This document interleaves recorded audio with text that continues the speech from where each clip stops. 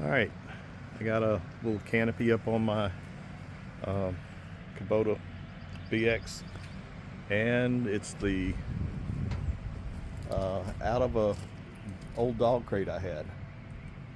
So just had some old pieces and parts laying around and some flat metal just for support.